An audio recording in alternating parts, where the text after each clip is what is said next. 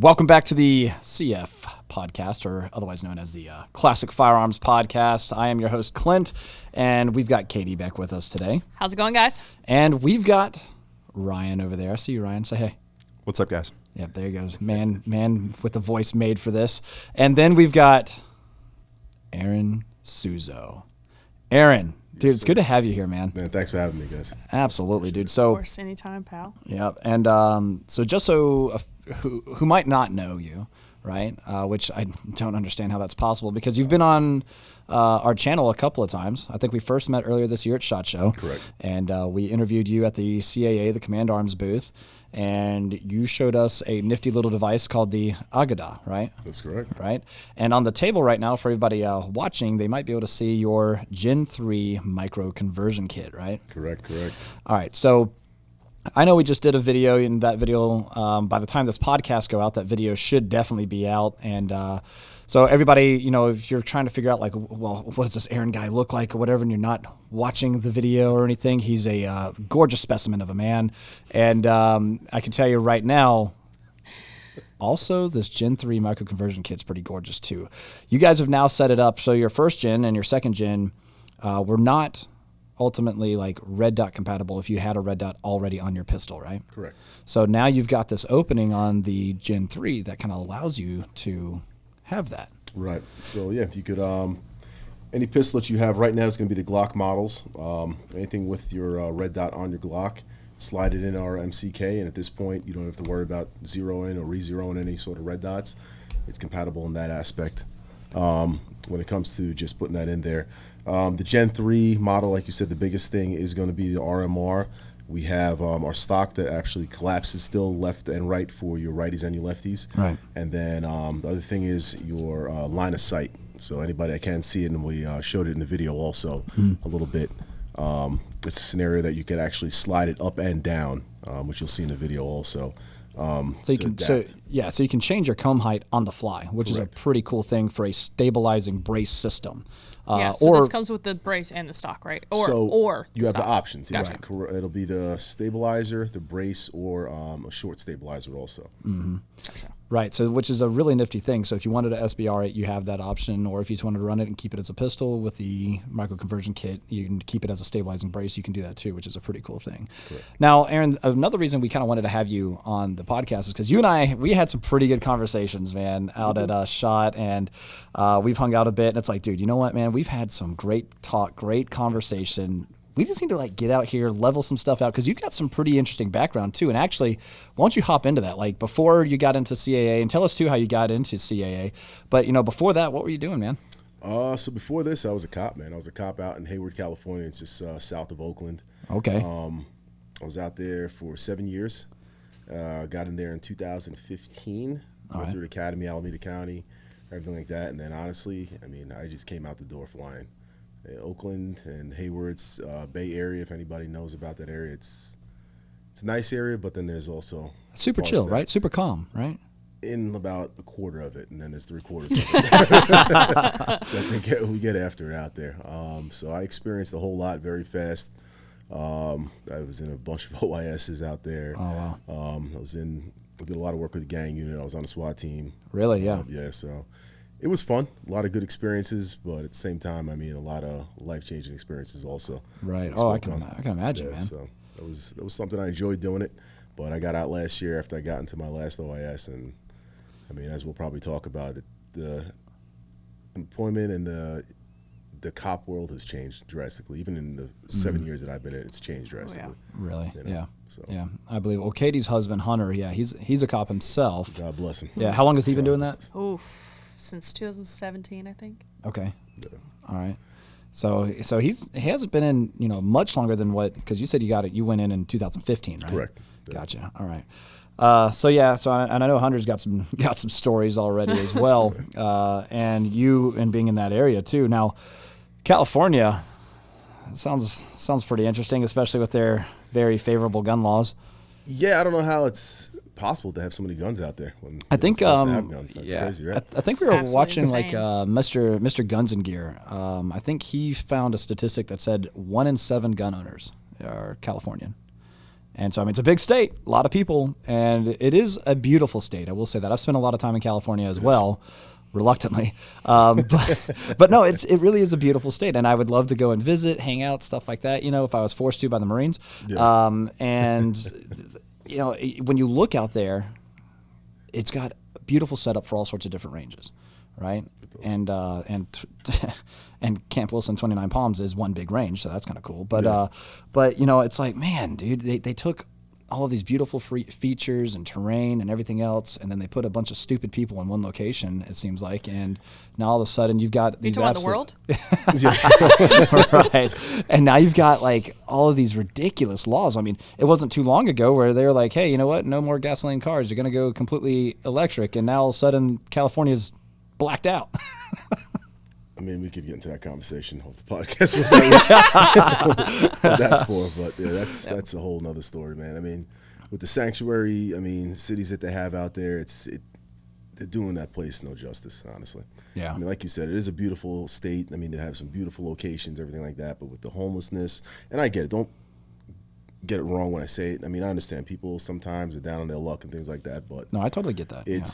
It's way past that out there. Yeah. Between the drugs and top of that and then everything else, nothing is criminalized anymore. You can do whatever the hell you want out there. Yeah. I mean, you see it on what you see simply on Instagram and things like that, broad daylight, people getting robbed in the higher end areas. Oh, yeah. Yeah, there's videos where people nothing. are like at a cafe Right. eating. Yep. And next thing you know, a couple of dudes comes up with guns they're not supposed to have. And they're just robbing people. Amazing like, hey, how give that me works, your right? purse, give me your wallet. You know what? I'll take your coffee too. And it's like, oh my God. And it's not their first time, second, third, or fourth time they've No. done it. And it's chaos out there at this point. Yeah. And I'm not, and just to back up a little bit too, I'm not saying every Californian's stupid. All right. I'm not saying that earlier, but but what I am getting at though, there are a lot of politicians there that keep trying to enact these types of policies or laws and things that just aren't good for the constituents, the people that actually are voting and trying to be law-abiding citizens and everything else, So, like you said, we can have an entire conversation on that. But anyway, all right. So you've done your law enforcement now. So you got out. You said last year. Correct. That's when you were pretty much saying, all right, I'm done with your last officer-involved shooting. For anybody that here's OIS, that's what we're referring to. So. I'm not going to ask you to go into details or anything, but whatever you're comfortable with sharing, Let's put it all out there, man. Yeah. All right. So why was that one the one that said, you know what, I'm done with this? Honestly, it was more of the fact that I'm from Jersey originally. All right. Yeah. So just in case people aren't from Jersey, understand we run 100 miles an hour, fast paced. Yeah.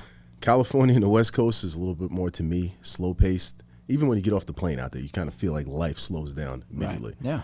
So I was still 100 miles an hour when I went out there. So the way I moved, the way I contacted people was a little bit different. So if there was something going on out there, I was involved. What they called me was what we refer to, as Hunter probably knows, as a shit magnet. Oh, yeah. If it was happening, I was probably involved in it, or I was on my way over there to get it started. So that was my thing out there. To start it off, my first OIS, I think I was like 2 months out of training. Oh, wow. Yeah, it was, and that one was wild too. So the first one, it was I was down in South Hayward. So if anybody knows Hayward, California, when you go up in the hills of Hayward, that's the high class. That's your $1 million homes. MC Hammer had a house up there. I mean, Latrell Sprewell is I was like, MC Hammer had a house up there. Yes, keyword had a house, past tense. Nice area. Nothing goes up that hill. There's nothing. Only thing you find up there is domestic violence and maybe some DUI BS. Yeah. When you go just south of Tennyson, that's where you have a lot of stuff going on. So I was on Tennyson and a street called Panjon. I remember to the T where I was sitting. So I'm sitting out there. I was looking for a guy with a warrant. As I'm sitting out there, a call comes out that one of the park rangers had gotten into a car accident.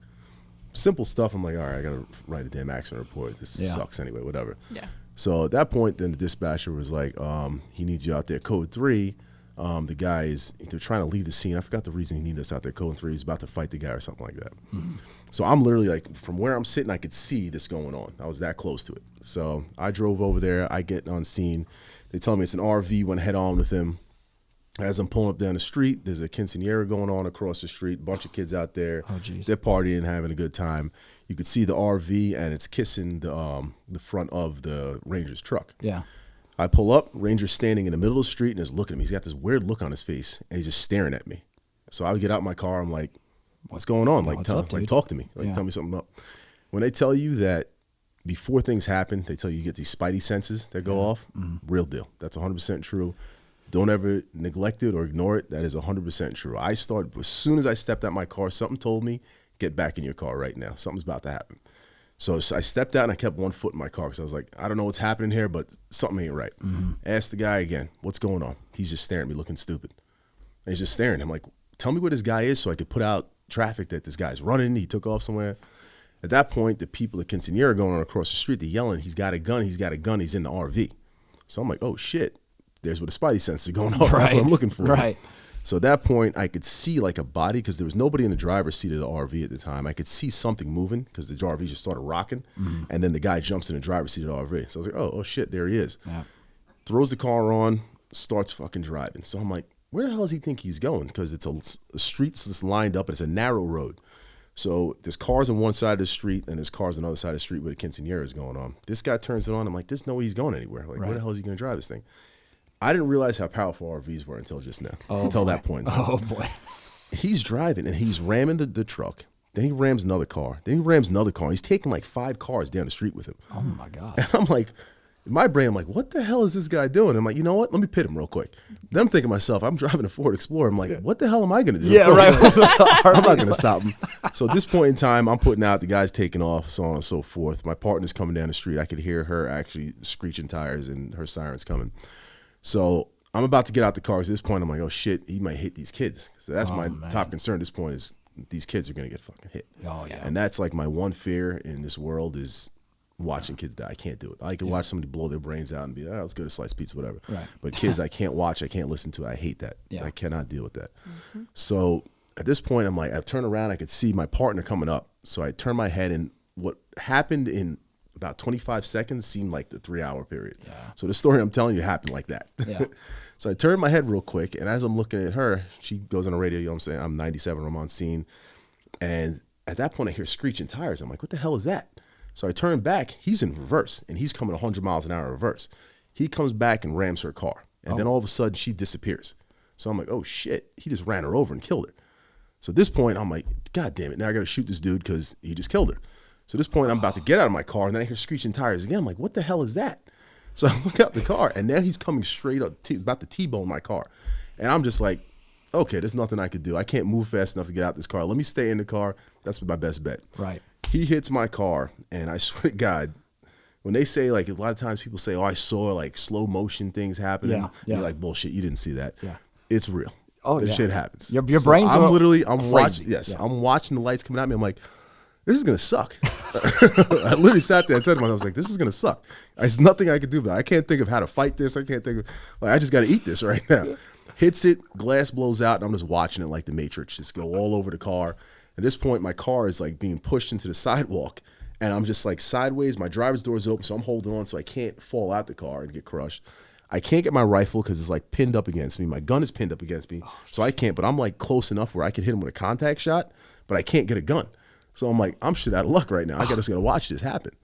So at that point, I could tell you he's high as a fucking kite. Oh, yeah. Because I'm looking at him, and as close as we were, I was looking him in his eyes, and he was looking me in my eyes, and his pupils, again, I zeroed in. My fucking vision was so fucking pinpoint.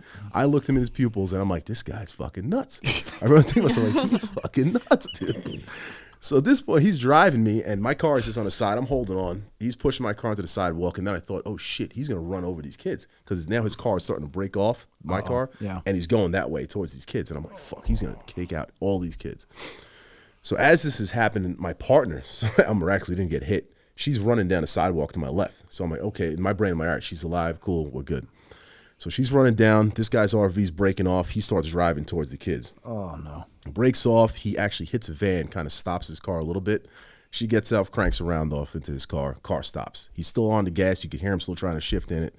I'm able to get out my car, run up. We're giving him commands for like 10 seconds, and then he starts reaching around the car. And I'm like, dude, you reach, that's it. He reached down, and fucking did I let out every round I had in my gun into that car. Let it all out. I go to reload. I get back up on him in my brain. And funny thing is, it was like a day before Halloween. So I'm looking at the car. I'm like, there's no way you survive that. Nobody survives that, dude. I ducked, and that's where I was wrong. Yeah, I was going to say, no way you survive that shooting. Nobody's getting up from that. So in my brain, psychologically, I'm like, this fight's over. We're good. We're good here to go. I just got to start making sure these kids are all right. And as I was just about to come down for a second, this fucking guy sits up and looks at me. Oh. I'm like, you got to be fucking kidding right now. What's his name? Mike Myers. I'm pretty sure it was. Dude. And exactly what I thought, too, because the way he sat up and looked at me, I was like, dude, zombie. Yeah, that's the first thing I was like, zombie, dude. I was like, I'm not scared of anything, but that just scared the shit out of me. Yeah, now all of a sudden you're like, all right, Walking Dead, T-box. Yeah, that's all you got. exactly what I thought. I was like, next shot has to be in the head, dude. I was like, I have to make sure I hit him in the head in this one. So he sits up and I tell him, dude, I was like, you move, I'm shooting you in the head. That's it. Like, it's over. So at that point, everybody gets on scene, so on and so forth. We get in and take him out. This guy is riddled. I mean, it was, when they say trajectory of bullets, it's weird where you hit people and you got to make sure you hit certain spots because, it'll bounce off. Oh, there's no bullets won't bounce off. These bullets were bouncing off his diaphragm. Like, there was bullets lodged between his skin and, like, his diaphragm. Like, I was looking at the bullets. So the bullets went through the RV. So some were going through the RV, some were getting eaten up by the door, some were getting eaten up by the A-pillar. But then the ones that were hitting him, he was getting hit from a side profile shot. See, what I was wondering, too, is, like, if maybe if it was going through material, it had enough to slow it down to where that's wild. So 9 mil, I'm assuming? Yep. Yeah, dude, that's wild, man. So a lot of these rounds. Were they going through the window? The window was already blown out. The first round took the window out. Gotcha. So the windows were all done at that point in time. But some of the rounds were going through the door. Some were getting sucked up by the door. But the ones that were hitting him, it was hitting him like in the weird angles of his body because that side silhouette. And a lot of people, we talk about this after, people don't practice for that. No. So what do we do? Our main silhouette is that front body shot? Yeah. But what do we get in shootings most of the time? People are turning side angles, weird friggin' angles. You're shooting at people. That was one of the scenarios that I learned the lesson that day. I was like, oh, okay, this makes sense now. You know, he got hit in the arm, his hand was fucking hanging off. Oh, and I was like, every shot but your head got hit. I was like, that is fucking amazing, dude. Amazing. Either he's really, really lucky or... Oh, he was lucky that day, I'll tell you that. I guess, if he's still alive. I mean, I can only imagine there's probably not much medical procedure that can happen to actually, like, make all of that usable again at some point. There was a couple of things he lost that day. I can tell you that much. But yeah, after that, I was like, holy shit. I was like, people do survive these shootings. I was like, that's crazy. Yeah, psychologically, in my brain, what do? We see these movies like, oh, one shot, they're dead. Then when you really see it happen, you're like, it's not like that. It does not work like that. And then you realize, too, how important shot placement is. Exactly. You know, that's one thing. I mean, there was recently that officer-involved shooting. We all saw it. You know, the guy was using the Hydra mount, 183-yard shot. He calmly takes his coffee, puts it on his dash or puts it in the cup holder, hops out, grabs his gun out of the bag, props up against the vehicle. Here's the gunshots going off. Pop. One shot, man. It all makes sense. 5, 5, 6. And then, it's like, okay, shot placement's kind of a big deal. And it was funny reading because I think a lot of our listeners probably know the incident that I'm referring to. And we were all just kind of talking about this. And one of the funny things that I read was in the comments, somebody was like, I can't believe he was so calm about this. Why was he not acting with more of a sense of urgency? And I'm like, that man acted exactly how he needed to for that moment. Exactly. Calm, cool, and collected. I mean, epitome of the entire, slow is smooth, smooth is fast theory. And that guy just lined up his shot, took it. And every step was with purpose. Yeah. Yeah. It was very methodical, and he took out the threat. And, who knows how many lives he saved because of it. Because that guy was just riddling off stuff. You could hear it in the background, too. I mean, his partners were going crazy, yelling, screaming. Oh, yeah. He wasn't saying anything. Yeah. And you see at one point he goes to get on the mic, and it's almost like he was like, it's pointless to even get on this mic. Right, man. And those are the guys, too. The ones that elevate their voice enough to be heard because they got something to say. Right. But they're not screaming. Their voices aren't breaking and things like that. That's the guy I want on my team. Exactly. That's like, all right, cool. You know and what, dude? relevant information to put over a mic instead of just saying things to say things, which is another cop issue that we could talk about. But. Oh, man. The guys that just click. Yeah. All right. Can you let go? You're not okay. Yeah. The wind is blowing 5 miles an hour. We really don't care. We don't care. We don't care. Yeah. No, I was a law enforcement dispatcher for a couple years, and so I get what you're saying. Yeah. My job was the radio. And taking the 911 calls. But anyway, okay. So that was your. That was one. That was one. Two was second one was I was working overtime. I wasn't supposed to be doing anything, and again, shit magnet. Here comes Aaron's on duty. Yeah, exactly. All right, cool. Oh shit, he's following. Yeah, if I knew I had vacation coming up, I'd be like, is Aaron working with me tonight? Yep, nope. Exactly. You know what? I'm sick. So it was my brother who actually worked with me also. He was on call with me, and it was actually his beat. But my big thing, I'm very protective of my brother, very protective of my family, so on and so forth. So if anything's coming out, I make sure I try to. He didn't know this probably until now. When he listens to this, he won't know this. I made sure anything that happens, he's not going to it. I'll get there before he gets there, and he won't know I'm even doing it. So I always follow the radio. I always track radio. I track surrounding agencies, what's coming in, what's going on, and I'll tell you right now, if they're coming in, I'm probably gonna be seeing them before anybody. The dispatchers even hears about it. So we had a lot of robberies, a lot of weed grows in our area, and a lot of these Oakland gangs, they were doing dope rips on them, especially when they started legalizing weed. They start picking up on it because what are they going to have a ton of cash on them, you know? A ton of cash, big weed grow, these warehouses, massive, kind of like your warehouse here, and all fucking weed, and it's all cash business, you know? So these guys were going in, and we'd watch them, and we had a task force at that point in time dealing with it, and we watched these guys. And it wasn't just regular criminals. These guys were trained up. So there was several times we watched them. They were moving. They were holding corners. One was pieing this way, and they were bounding through. Like, these guys started, like, when we watched it, it feels like these guys have been doing some work. Like, it's not just your regular, like, kick the door and start waving a fucking gun in the air and just run in, and we shoot each other. It is what it is. So we get normally on our CAD system, it's basically our screen that we look at. I know exactly what you're talking You'll about. see details come out, and sometimes dispatchers don't put it out yet. So I'll always read the details before it is, and I'm looking at it, and the dispatcher's writing in warehouse in this industrial area. I was like, okay, they have masks and guns. And I'm like, why is nobody putting this out yet? That these guys have masks and guns there in the warehouse. So I'm sitting there, I start heading that way. I'm just waiting to see is this a BS call or whatever. And more details are coming in. I'm like, this is legit calling. These are these guys that we keep fucking hearing about. Right. So I get on the radio. I was like, is this true? Is this what's going on right now? It's like, why are we not setting up on this right now? I was like, get units over there, black out, get a perimeter set up right now. We had a ride along that day. Oh, it's funny story. That had been the second ride along that I had. Had a blackout. Yeah, talking about blackout. Yeah, blackout. There it is. So we planned that. yeah, it's perfect timing. Unfortunately, we got guns at the table, so we're good. I got a light on mine. I've got a stock. She's gonna be the one to get the kill too. Yeah, she's gonna throw that thing. Hit him right in the perfect spot. So we had a ride along with the guy that was right next to mine beat. So I get on the radio with him, tell him, meet me at this spot, blackout. Let's see what they're doing before anything. Because a lot of times people think we just go in there, light sirens, blazing ass.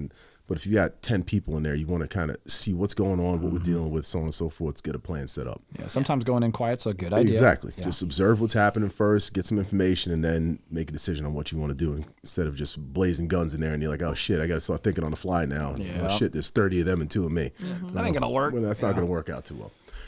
So we sit on the corner. As soon as we pull up on the corner, they start coming out. I'm like, oh, shit, we got to do something now. Yeah. So I put out the traffic. I tell him, let's go, lights on. So we go down, ride alongs in the car with him. Must have been the best ride along of his life that day. And we pull up, and it's this narrow driveway in this warehouse. So he pulls in front of me.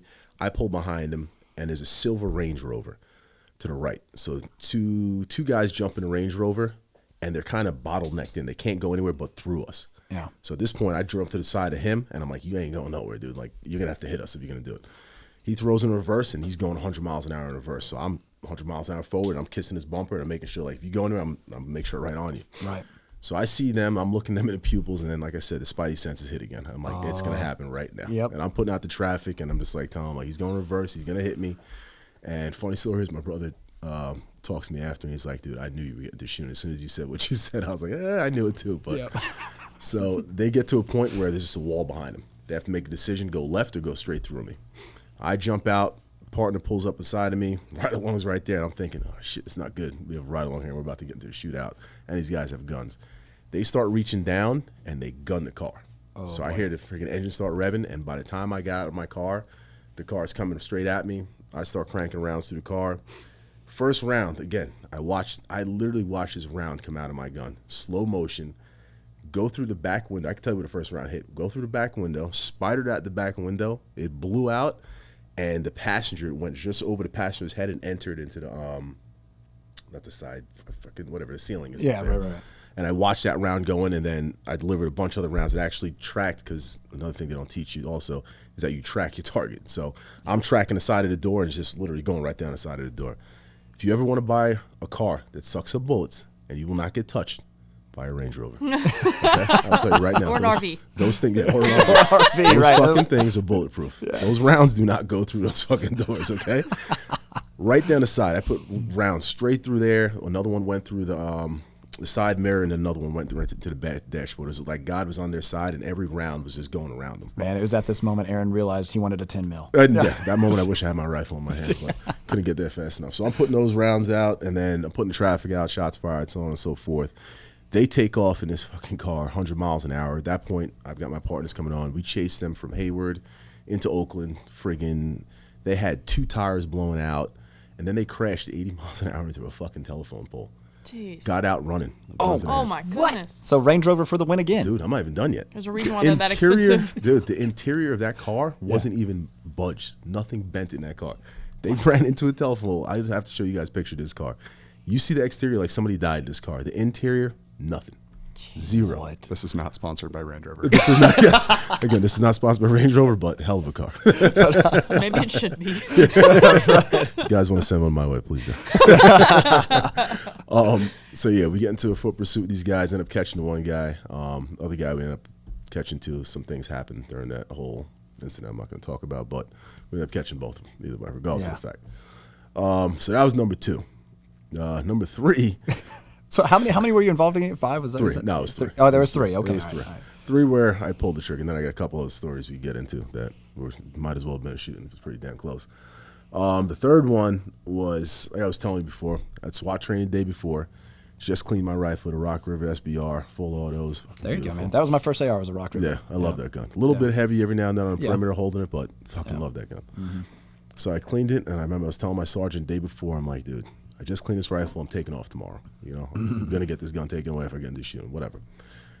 It's like 8:30 in the morning. We get a call. So Hayward has Mission Boulevard is their main, basically thoroughway up north and south through that city.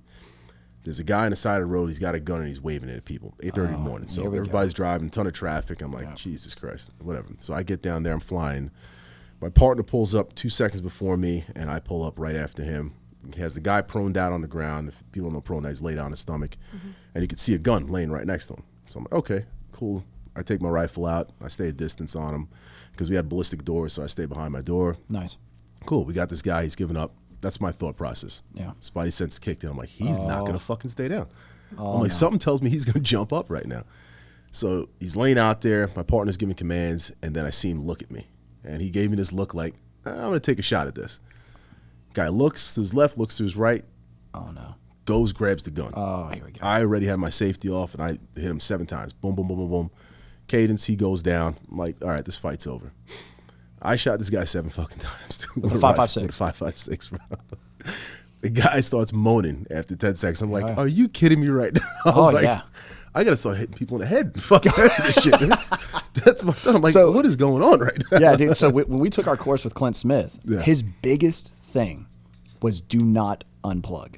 The threat is only no longer a threat when there is when you know there's no pulse, right? He's like, it doesn't matter. You said you follow your target. Whenever you engage your target, you simulate that it just fell. Yep. And you keep your sights on it. You 100%. Keep your safety off and your finger on the trigger. And if you see that target move, all right, dude, you're still a threat. Yep. Right? And that was his thing. So anyway, so this guy got hit 7 times. He's sitting there not having a good day. Not having a good day. We move up. We ended up cuffing him or anything like that. And I come to find out it's a fake fucking gun. Oh, dude's got a goddamn BB gun. So was he trying to do suicide? I don't even know. I think he was just crazy at this point, but I mean, it was several calls and it looked real as hell. So I was all good with it. Whatever happened at that point in time. But it was just like that point. I'm like, dude, what the fuck is going on here? Like, how many times am I going to keep getting the same scenarios? How many times do I want to really keep doing this? You know, on top of a million other times where I had a couple of close calls that I was like, yep, today's the day. This is the day I go down. You know. Oh jeez. We had one where it was a dope house. A bunch of stuff, and in Hayward, man, we get shots fired all the time. Oh, shots fired. Yeah. It is proof to me it's shots fired, you know. Yeah. Tell me somebody's down. All right, shots fired. We got 1 confirmed down. Okay, give me another call. We got 10 calls. All right, this is legit. Dude's down. Yeah. So we roll up there. It's me, my partner, and he was he had this TAC med guy. He knew his shit. Like, if there's anybody on a call I want to be with, it'll be him because he knows how to plug holes if anything happens. Right. So he comes up. We look front lawn, guys, fucking army crawling out. You can tell he's been hit in the back leg. His legs ain't working. Front door is open. And this was one of those scenes like fucking Michael Myers movies. I kind of peek in, I'm looking, and there's blood everywhere. I swear to God, it was on the ceiling, on the walls. There's 5.57 rounds all over the ground. Yeah. So I'm like, huh. I was like, my vest doesn't stop this shit. And my tack vest is in the car. I'm like, this is a bad day for everybody right now because this dude is whoever's in here with this gun has got 5.57. Yeah, are you saying 5.56 or 5.7? Oh, I'm sorry, 5.7. 5.7 rounds. Yeah, so he's got 5.7. Like he's got 5.7 rounds. Okay. So I'm looking at the shell case. I'm like, those are 5.7 rounds. Yeah. I'm like, that's a bad fucking day right now because he shoots. I might as well have no fucking shirt on at this point. Right. So I'm put out there like, guys, just let you know if you got tack vests coming here, throw them on right now because dude's been smoking people with 5.7 rounds. There's blood on the couches, the TV, like. A lot of people say you exaggerate. I swear to God, I'm not fucking exaggerating. There was blood everywhere. And I'm like, I'm about to walk into either 10 bodies or like fucking throats being slit. Something bad happened. Yeah. So this guy's on the front lawn. He's down. I kind of peek in the kitchen. There's a dude face down in the kitchen. So I'm like, oh, there's another one down there. And he ain't moving. So I'm like, he's probably fucking dead because there's no like rise. There's nothing going on. So I'm like, I'm pretty good with him being dead right now. Yeah. Bullet holes all through the kitchen. Bullet holes in the fridge. So I'm holding at the front door. And I'm like, all right, let's assess what's going on here. How are we going to deal with this? Partner comes up. I'm like, all right, you coming in with me? And then I hear a scream in the background. And I'm like, oh, we got to go. This is exactly what they tell you when active shooter scenario, like there's no thinking, just fucking go. Yep. I was like, we're going. I remember there was the kid that was with me. He was a newer kid. So I'm like, dude, we got to go right now. He's like, wait. I'm like, get the fuck in there right now. I was like, we're going. So I grabbed it. And it was a weird shaped house. So I'm like, at some point, well, I'm probably getting shot in the back, but it is what it is. So I grabbed, was like, stand here. Don't let me get fucking shot in the back. And I had to clear fucking like a back room by myself. And I remember it was 5 doors. And I had to pick. Am I going left to right, left to right? I mean, I got a 50-50 shot at getting this right. Yeah. So I went left. I started booting doors clear, and then you could see a blood trail into this room. I'm like, oh, that's the room. Yeah, there you go. So I get to the last door and boom, kick it. Lady's behind the bed. She pops up. I almost shoot her because the way she fucking jumped up. Oh, jeez. And she's screaming, oh, my leg is broken. My leg's broken. And you can clearly see like she's fucking hurt. So I grab her, and she's like, my pants and my shirt are falling off. I remember saying, I was like, lady, fuck your pants and shirt right now. We're getting the fuck out of here. So I have her like by the back of her bra and her fucking hair, and I'm just dragging her out. I felt bad at first because I'm like, this lady's neck is like breaking. She's dragging out. Hey, at least she'll be alive. Oh, yeah. So I drag her out to the front. She's cursing me out. Oh, you didn't have to throw me down like that. And I'm like, lady, fuck like you don't understand. I don't even want to be here right now, lady. Do you want to be alive? Yeah. I was like, God damn. People always complaining about something. So we go in. So we go in, and dude on the floor is dead. This bullet holes. There's a blood trail out the back. So at this point, I'm like, all right, I'm probably gonna die now because there's only one more room he could fucking be in. It's gotta be back here somewhere. Long story short, we get through there. Dude ended up taking off, and we normally call all the hospitals because whoever it was hit. They had a wound on him somewhere. Call all the hospitals. We got somebody called in saying, oh, we had a gunshot wound coming here. That's our guy. So we go in there, figure out what the hell is going on. We end up knowing the guy. He actually he was not a good dude, but it is what it is. At this point, it was his day. So the dude's house was all fucking surrounded with surveillance cameras, and he sold dope out of the house. It was a dope rip. They were trying to fucking go in there and hit this kid. Oh, wow. So they came in through the back door and the front door. 2 went through the back, 1 through the front. This motherfucker saw the cameras and was like, oh, all right, bitches, come on in. Had a fucking FN57 sitting in there. Front door comes in, puts that fucking first dude out the front door. Oh, my That's God. who was crawling out the front. Oh. Dude came in the back kitchen, fucking one around right through the heart, puts him down. And then there was a shootout in the kitchen, and then that's how he got hit, and then the other guy ran out of there. His mother must have broke, that's who it was, his mother was in the back bedroom screaming, broke her leg, and that's why she couldn't walk. She was in the back, but wait, dude, there's so much blood, you couldn't tell whose was whose, what was what. So I ended up coming to find out it was a self-defense scenario. Right. So he actually was in the right for what he did. And at that point, dude, when I walked in that house, my first thought was like, all right, I hope everything's good with me because this is it. This is where it goes down. Yeah. Like, this is the Super Bowl I was waiting for. I found the Super Bowl. Here it is. So that was a bad one. And then I had another one with one of my sergeants, man. I thought she was actually dead.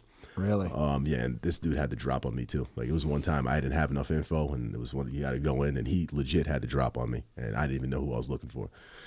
So there was a dude was shooting up by a train station out there. It's called BART. Is the train stations out there? We got a call, shots fired, blah, blah, blah. He's running towards the BART train system, which normally means they're going to jump on and head out. So we get there. It's me and my sergeant. Remember, I'm not going to say her name, but she was out there first on scene. She was a hard charger, too. Like, I like working with her because she got after it. She wasn't one of those brass sketchers that don't do anything. Right. So she's in there, and she's, like, asking for information. She goes, go with that description one more time. And to me, that's like, all right, I'm looking at something. I see something. Yeah. So I was circling the confirmation. trains. Yeah, confirmation that she sees it. So at that point, I'm like, all right, let me start heading to the front of this because she's probably looking at this dude. As soon as I pull up, I hear a gunshot go off, and then he's shooting at me right now. So at this point, I jump out, and I'm kind of like, all right, I need, like, give me more. What the fuck? Like, what am I looking for? I don't know who I'm looking for right now. So I jump out. I'm at the front of the bar, and there's a main entrance, and there's a ton of people out there. The weird thing was nobody was running. Like, a shot went off, and everybody's just, like, moving like nothing just happened. So I'm like, I don't see where people are running from. I can't take that. I don't know where the gunshot came from. So I kind of run to the front, and I'm waiting. I'm waiting for her to say something. But remember we talked about radio traffic and cops saying things when they don't need to be saying things? Yeah. Somebody just said they got shot at. Everybody shut the fuck up. Yes. Stop talking. I don't care what you do. You know where we're at. Start coming this way. That's all you need to know at this point. Yep. People saying things. I can't click on the mic. I'm literally click, click, click, click, click, click, click. I'm trying to get, like, give me something. Where the hell is she? Yeah. And that was the one time I remember feeling the one feeling. I almost wanted to cry at that point in time. Because I'm like, dude, she's helpless. She's either fucking dead or she's dying. I'm standing somewhere closer, but I don't know where the fuck she is. And I can't get on the mic to say something. Like, I need to hear something right now. I'm not getting any more gunshots. I don't know if I'm about to run into here and get in the middle of a fucking firefight. Dude, I'm getting frustrated for you right now. Yeah, and I'm literally like, I'm click, click, click, click, click. And at one point, I fucking yelled. My partner heard me across the street. I'm like, get the fuck off the mic. I need to say something. Yeah. So I'm yelling like, where the fuck are you? Where the fuck are you? At this point, she gets back on, and she goes, he changed his shirt. He's in a black and gold shirt. I just ran by a dude, black dude with a black and gold shirt, and I'm like, motherfucker, that was him. I was like, bro, I was standing right next to this dude just now. And I'm like, at that point, I was like, this dude has a gun on him. He could have fucking shot me in the back of the head. But luckily, he just wanted to get the fuck out of that point in time. So as soon as I hear that, I hear she's cool right now. So I'm like, I could stay away from her. I got to go find this dude. He starts jogging. He must have saw my head turn and look at him, and I start chasing him. He starts running across the street. So this point is where I wish I had my fucking rifle. Always had my rifle in my hand when I came out. Don't have my rifle today in my hand. I just jumped out with my handgun. So I'm running. I had a P320 at point in time. I'm chasing him down. I'm closing ground. There's a train track, and you know people say make sure you have a good backdrop. It couldn't have been a better of a backdrop. I have a fucking concrete building behind him. He jumps into like this weird alley. There's nothing behind him. I was like, if there's any better place to get into a shooting, I've got it right here. So I'm running, and I'm like, as soon as I cross this street, I'm delivering rounds right now. Because he had the gun in his hand. I could see the gun in his right hand. I go to cross the street, and I hear screeching tires coming from my right side. I'm like, what the fuck is that? So look, one of our cars is coming 100 miles an hour down the street. And I'm like, oh, shit, he's going to hit me. So I kind of stop. I pull up. Car pulls in front of me. Fucking dude turns around and points the gun right at me. And I'm like, oh, you got to be fucking kidding me right now, dude.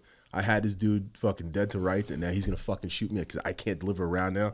Because now I got one of our cars in the way. If I pick my gun, I'm probably going to fucking spray the dude in the fucking car. And I'm like, I'm going to have to eat this fucking round.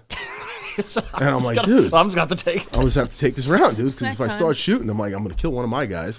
I'm like, fuck. So he comes around. He must have saw everybody closing on him. As soon as he flashed, he fucking throws the gun, puts his hands up. Oh, because at least he had a sense of logic. Like, you know what? Yeah. I'd rather live to see another day. And that was it, but he's one of those guys that should have never been out. This was like his third time shooting at his baby mom. And I'm like, why do we even deal with this guy right now? Right. And I mean, that's just like 5 scenarios, but I've had so many other scenarios of fucking just shit show scenes that we've been on. I mean, chases. I mean, I've had some high-speed chases where, I mean, we did shit from Hayward to Oakland. I think it was like 12 minutes. That's like a 25-minute drive. I was topped out. Like, I mean, I was topped. Like, my car couldn't go any faster than it was going, dude. And Hey, sometimes you got somewhere to be, you know? yeah. I had somewhere to be that day. But yeah, I remember that one was pretty wild. Yeah. Me and one of my buddies, we actually became good friends. That was like my break-in. Like, that was right the day after I got back from my first shooting. I got into that fucking chase. Oh, my God. And that was like the day it was like we had a bro moment. Yeah. Like me and my boys, like, it was kind of like, we don't know if he's good enough to be on a SWAT team, so on and so forth, get with the gang unit. And then it was that day. We chased this one dude down into Oakland, ended up chasing him, getting in a foot pursuit. And this is, a lot of people thought because I was bigger, I wasn't fast. But I mean, pretty goddamn fast for a 250-pound guy. Yeah. I had to show my speed. I love the one video where there's a cop, like, it's a foot chase. Oh, the side on the highway, right? Yeah, side on the highway. And you Yes. see this big boy. Yep. Next thing you know, he is passing dudes and tackles this guy. And it's like, yo, why is this guy a cop? This dude, Yes. yo, this football. This was 100% that scenario. Yeah. Exactly that scenario. We had 2 of my buddies, SWAT guys, jump out. They're chasing, and I jump out, a rifle in hand, and I'm hauling ass. I'm like, dude, this guy does not leave my fucking sight. Yeah. And I closed down him, and we got the business, and I'll leave it there.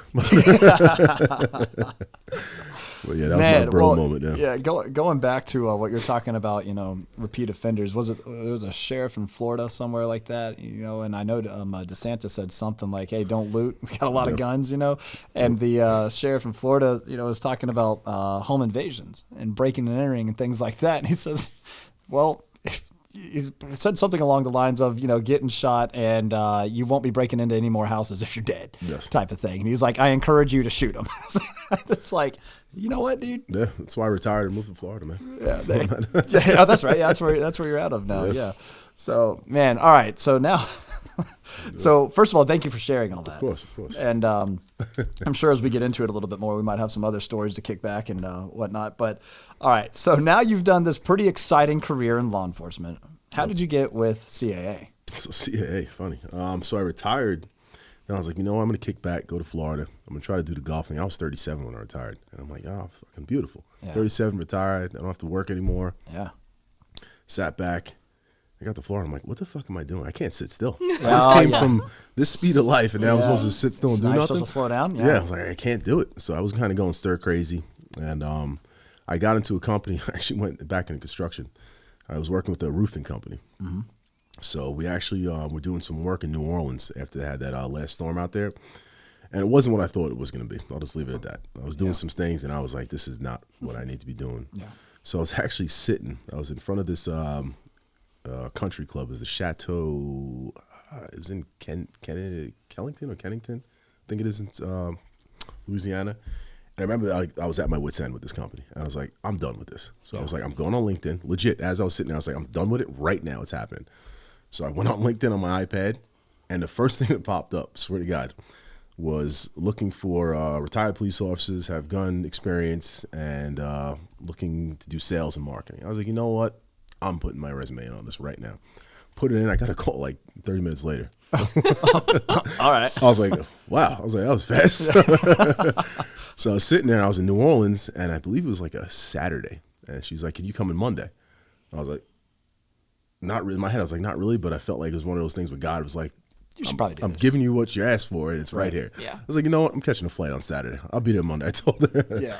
So I went, and I had a sit down with Mikey Hartman, the owner of the company. Oh, yeah. Mm-hmm. So we had to sit down. We talked for a little bit, and he offered me the job right there. I was like, you know what? Good deal. Here we are. So I went in there. I actually learned about the MCKs because I was good with guns and everything like that, but I wasn't really into the gun industry like that. So I didn't know a lot about micro-conversion kits and all these other companies and things like that. Where a lot of, in this industry, everybody knows head-to-toe these specs on guns. And I'm like, I don't know what the fuck you're talking about. Dude, it takes a little time. Yeah, give me a gun, I can shoot what you need, but I don't know what you're talking about. So I got into that with him, and then, from there, it's kind of where we're at now. He put me on a couple of his little pictures and videos and things like that, and I started catching some ground. I met you guys. Yeah, like, right. Shit. So when you met us at SHOT Show, how long were you with CAA at that point? Oh, I saw October. 2.5 months. Oh man, yeah, it was like brand new. It's like when you guys came up, I was like, oh, I'm doing interviews already. I was like, all right, because that was so funny because that was when Katie started to break out some and do some interviews. Yeah. And so she was kind of shadowing me a little bit, and we were like, all right, cool, dude, we're gonna Katie, you're gonna get some spotlight here, right. And then all of us hit it off, right? And I was like, dude, you feel comfortable because was he your first interview? He was my first, I think, by myself, Yeah, that's what I'm saying. Yeah. Like first for everybody. Yeah, right. I was like, I don't know what I'm doing. I hope she knows what she's doing. Not at all. Nobody I said, I'm going to ask you about this. You know about it. Just talk about it. I trusted her because I don't know what the hell I'm doing. So. Dude, because if I'm playing things back in my memory right, I was like, oh yeah, dude, that's what I think happened. Because I was like, no, you guys are hitting it off. I was like, Katie, you got this one, and she's over there like, because you remember too, she's over there wiping her hands. Now talking about it, my hands are sweating. Right. Yeah, sweating, and she's like, okay, I was sweating too, so I just didn't let everybody know. So I hope I don't fuck him and say something stupid. Because I remember I made Robbie walk off. Yeah. But I love that, like here you are about to give an interview, and you're over there like, oh man. So it's the guy who's been in 3 officer-involved shootings. So you've been running through dope houses, getting run at with cars and everything else. And I'm an introvert when it comes to this type of stuff. I don't like it. Even before that, I was like, I don't like being in the news. Don't put my picture up there. I think I have maybe one picture of me as a cop anywhere in the news, and it was because we were doing something nice for a kid. And I was like, I don't want my picture in the paper. I was like, don't put me anywhere in the paper. I don't want to talk about it. And then here we are. I'm doing a freaking podcast with you. Right. And now you mentioned you were 37 when you retired. How old are you right now? 39. You're 39 right now. Okay, yeah, all right. Cool, man. Well, we look good, dude. Fair. Thank you. I appreciate it. I'm trying. Yeah. I mean, what's your workout routine look like? Like, I don't know, man. I eat what I like. I mean, thank mom and dad for that. Jeez. It's just that must be nice. Genetics at this point. I try to work out. I mean, every day, but you know, it happens. I've got years in my body, football and everything else, and running over fences and all that shit. But oh my goodness, man. All right, so you've been with CA since then, and you seem to be liking it quite a bit, and you seem to be pretty passionate about the product too. I mean, we just shot our video on the micro conversion kit, and I asked you about you having a law enforcement background. Right. And I was like, do you see a law enforcement application for the micro conversion kits? And unbeknownst to me, you're like, dude, there already is. Yeah. You know, so talk about that a little bit. So yeah, like I was just at FASR up in Orlando. It's the SRO Florida show they have up there. Yeah. School resource officer. People don't know what SROs are. I thought you were talking about the optic for Yeah, there's that too. I'm There's just that kidding. one. We could put that on here also. we got one sitting out there. Yeah, we'll do it. Trigicon, throw me a couple my way. Also not sponsored by Trigicon. Also not, yes. So a lot of things, especially when unfortunately we have to talk about these active shooters in these schools. I mean, unfortunately, it's not time to start thinking about what we need to do. It's like if you don't have it set up, it's a little too late. You should have been set up already. Oh. So a lot of these SROs, what I come to find out is that they have rifles, they've got long gun capabilities, but where are all these damn guns? They're in their cars, they're in a safe in an office. Yeah. And anybody that knows anything about, I mean, any sort of critical incident like that, you're not going to have time. I don't care if you're Rambo, Jean-Claude Van Damme, John Wick, you're not getting to your car fast enough. No. You put an unsophisticated threat in that school, they'll take out half the school before you even get to your gun. All right. And that's not it. When those gunshots start going off, you got to start moving right then and there and have that on your person. And then another thing we found out is that like a 2.23 round, man, that's not the round for in a school where you got, I mean, hundreds of kids running at you and you're putting rounds through a wall. Yeah. You're hitting little Johnny on the other side of the wall when you're hitting a suspect, and you might hit your suspect also, but that round is going through him, you know? Yeah. So that was the other big thing. We saw that in that Target in California. I mean, it's unfortunate. That little girl was in the dressing room with her mother. They hit that freaking guy, put him down, but what happened? That round went through the wall and hit that girl, unfortunately. So my biggest thing when I saw that was that I'm like, dude, everybody wants an MP5 and they want these expensive ass guns. Couple things here. One, feel free. I'll just put this on the table. Yeah. Now, don't get me wrong. I love the MP5. It's a beautiful gun. Have one for fun. But in the law enforcement world where, I mean, we spend, I mean, a couple grand on that gun by the time you dress it out with a suppressor, red dot, so on and so forth. You put $3,000 in each. I mean, plus. Yeah. I mean, you give me the number you put on that. And yeah. If you go on HK, $3,000's base, you know. And that's my point, exactly. Yeah. So how many departments can actually outfit every one of the SROs and whoever else may have to go out there with an MP5? They're not spending $3,000 on each one of the cops. It's not happening. We put it in a position where, one, you want to have a 9mm, a 45, 40s or so round, maybe even a 10mm round. You put it in a Glock 21, you're good to go with that. And I give you a platform where you go from 2 points of contact, which, I mean, majority of people at 25 yards, maybe I'll take a pistol shot, but most people aren't comfortable with that shot, you know? I'm not doing it. And the thing is, realistically, even a very highly trained individual, 25 yards is a fucking far shot to be accurate on, you know? I give you 4 points of contact with this unit. All you're doing is putting your pistol that you already are proficient on. Yeah. You know your mags, you know your functionality of your pistol, so on and so forth. You put it in this kit, zero it, put it in the book bag. Yeah. You've got a rifle base right there. Yeah. You could take a 100-yard shot with this. I've done it. You could ping steel at 100 yards with a absolutely. Well, dude, I can take a we've done it plenty of times. Take a regular basic pistol, and just for fun, we're shooting at our TA targets, the condensed C-zone targets, and 100 yards. You know, I mean, pop. You know, and I'm doing that with 2 points of contact, and I don't do it every time. I'm not talking myself up here. You know, I mean, it might be a whole mag, but I'll get there. Yeah. Right. But you put it in a stabilized brace. It's a couple mags. Unless it's the Canic rifle, then the very first time I shoot it is like 100 yards as soon as I get it out of the box. All right. So there's a little bit of credit, but one time. Yeah. There's no winning here. It was that one time. Yeah, I mean, but I was in the back just dinging pots. Yeah. Dang, you didn't even shoot yet. How do you do that? Yeah, it's crazy. So, but here's the thing, though, is like, me being a little bit more experienced shooter, I got a lot of rounds downrange and everything else. I can do that on occasion. Right. Katie, we recently did a little bit of a competition, right? And it was me. We had our buddy Kaya out, and we were running pistols. But Katie, what were you running? I was running a 9mm arrow. Yeah, the EPC 9. Yeah. Okay. Yeah, that's right. She had the EPC 9. Mm-hmm. ultimately still a Glock magazine fed AR 9mm, but it's instead of it being, a conversion kit, you're still got a 9mm carbine essentially, but it's, considered a pistol because laws and shit.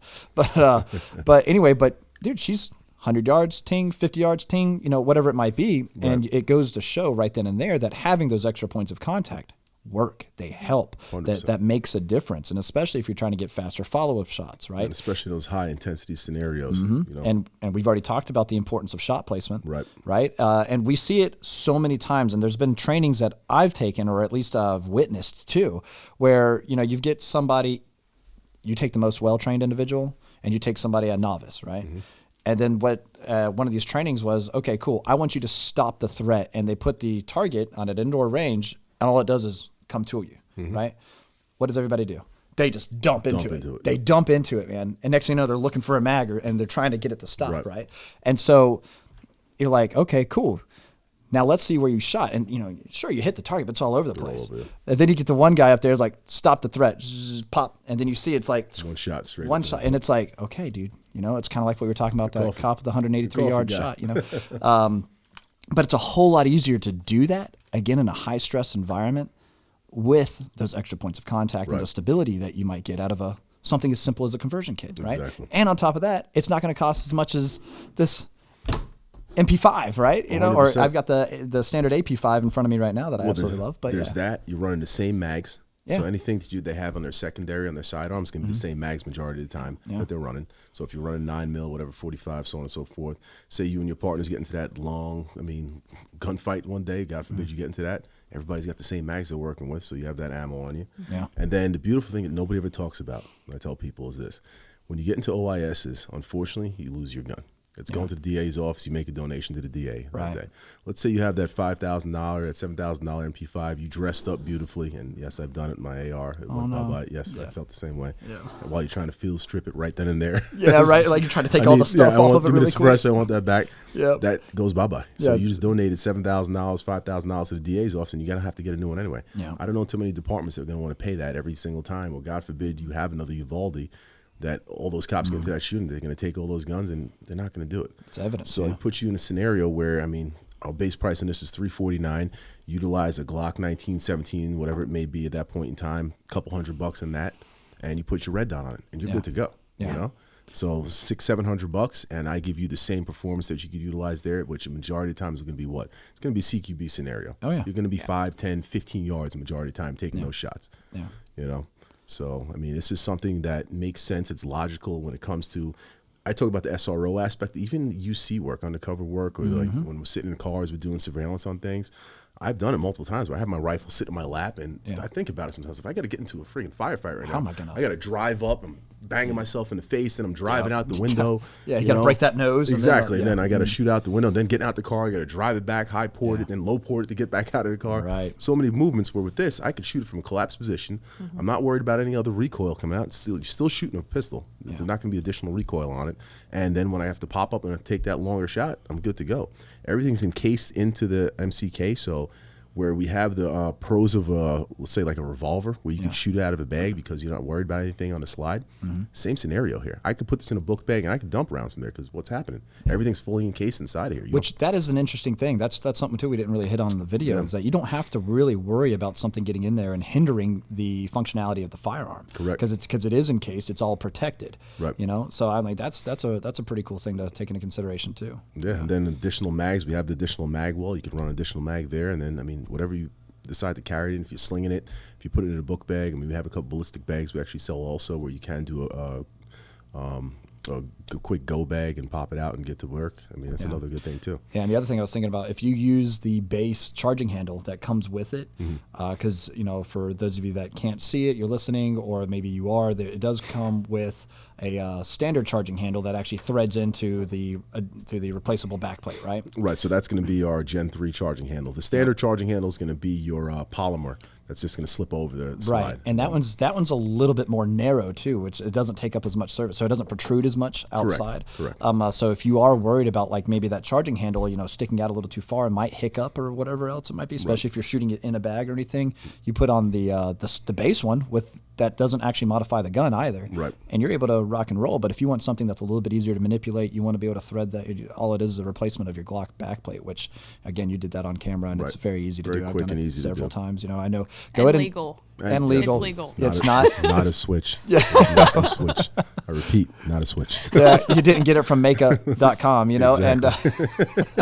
and so yeah, exactly. And you know, but it's one of these things where it's like, okay, cool, dude, you know, go ahead and take off the Punisher skull backplate that some of you have on there and put on something that's actually usable. And That actually makes there you shoot a whole lot better too. The Punisher skull, I heard. Yeah. Oh, does it? Yeah, I heard that was the case. Yeah. That and true glow sights. Yeah. See, maybe if you, so you obviously didn't have, you know, that on when that guy with the RV, you know. I had, didn't matter what I had on with him. That guy would have taken a friggin' bazooka to the face.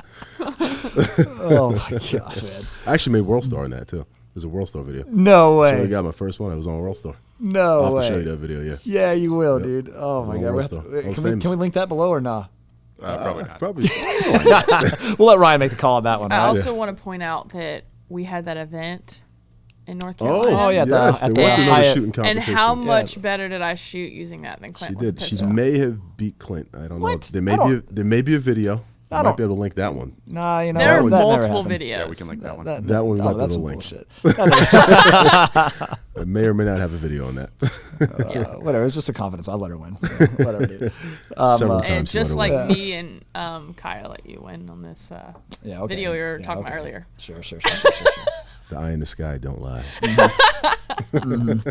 But no, thinking about all these different events, man, all these different, you know, shootings that have taken place and all that, and it really does come down to preparation, you know, and having something like what you got there, which can be a nice compact, and your second gen and third gen also allow for the attachment of a suppressor too, right? Yes, that is correct. Yeah, which, you know, obviously I'm a big fan of.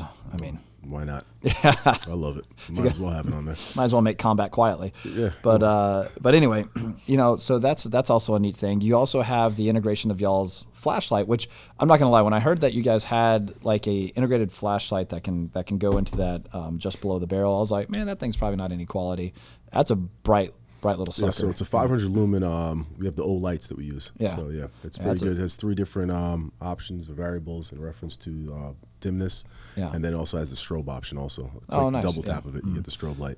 And we also have a laser. If you want to do laser, you can actually integrate the laser into that also. Oh wow. Yeah.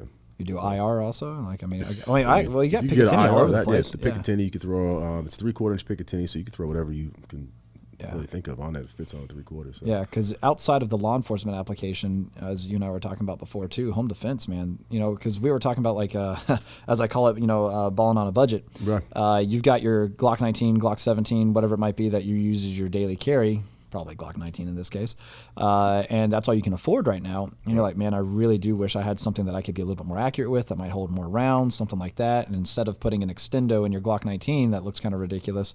Yeah. Well, it doesn't look so ridiculous whenever you've got it in the MCK. Exactly. And so now you've got, and as we're starting to see too, a lot of home invasions are more than just one intruder. You've got multitudes of Multiple, yep. dudes, you know, kicking in your door, and they're armed also. Exactly. So now what's your force multiplier? You know, you've got to be a little bit more stable. You got to be able to get those accurate, fast follow-up shots Right. if necessary. Typically, what we see in a lot of recorded home invasions are, as soon as these guys start getting shot at, they're out the door, Yep. right? So hopefully, all you need are one or two. Hopefully, you don't need it at all, 100%. right? Nobody likes more violence. Yeah, That's the thing. you know, and that was the other thing that we were saying too, is like, you know, evil exists. How do you overcome that? Well, you got to overwhelm it with more aggression evil. and violence of action. Exactly. You know, and people might like to hear that, but the truth of the matter is, I mean, That's life, unfortunately. that's life, dude. We see it every day. We see it in crime. We see it, unfortunately, in schools. You know. It is. It's happening all over the place, man. I mean, it's extremely unfortunate you have to live that life where you can't even go out with your family, you can't go out to eat. Mm-hmm. You know, you've got to be looking over your shoulder 24/7. I mean, that's a whole nother part we could talk about here also, is just like the after effects of this. Because once you pop, what I tell people, and I mean, getting away from this a little bit, is that we live in these bubbles as human beings. The majority of the world lives in a bubble.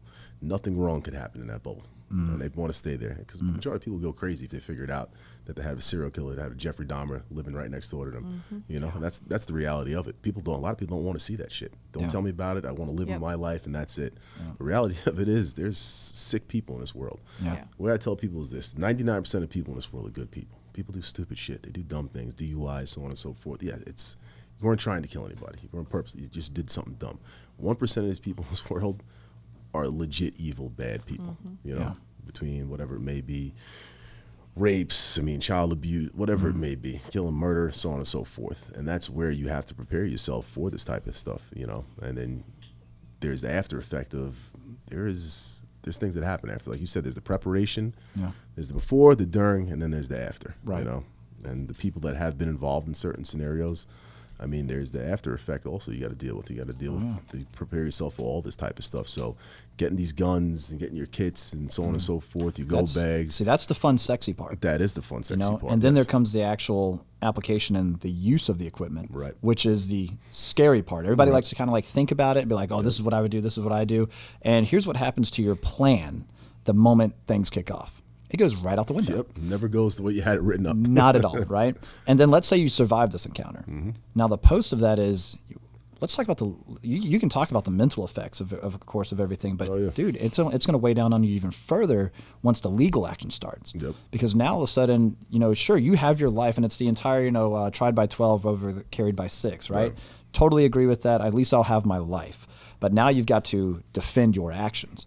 And so, like I said, that Punisher skull on the backplate of your Glock, that's gotten people in trouble. We saw one where it was there was a cop that was involved in a shooting, and the backplate on his said something to the effect of "now you're going to die" or something like that. And a dust cover. I've seen that in AR-15. And a dust cover too. And it's like, dude, don't do that. Especially if your line of work might put you in a situation where you have to defend yourself. Morale patches, everything like that. I get it. Freedom of speech and everything, but you got to be smarter sometimes, especially in this line of work these days. You're under a microscope with everything you do. Even like the Uvalde thing. What was the first thing a lot of people did? Is sort of one guy on his cell phone. They're like, oh, look at this guy. Just chilling. Changing the background on his phone. He's on freaking Bumble looking for a girl. But what was really happening there? What's the real story behind it?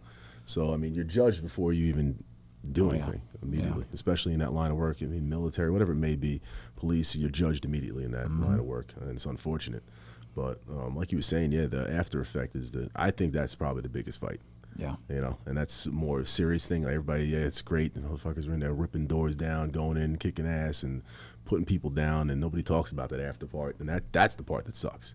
That's the real part that sucks. It's scary as hell dealing with it, going in, and like you said, the sexy part, picking out everything, putting the scopes on it, everything was fucking great. But that after effect, that's a bitch. Well, it is, because what you look at too is, it affects me because I've got friends, right? And you look at the veterans in this country, they spend all this time training, right? This is the before, right? This is the sexy part. I'm picking up my gear, I'm getting that high speed feel, I'm training and everything.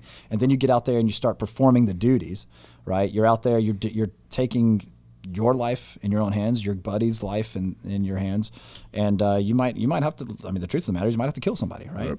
And now all of a sudden you're coming back, and the after effect of that, you see the suicide, you see people not being able to cope, you see people not able to deal with the after effect. And granted, that's on a large military scale, but you break that down to an individual point.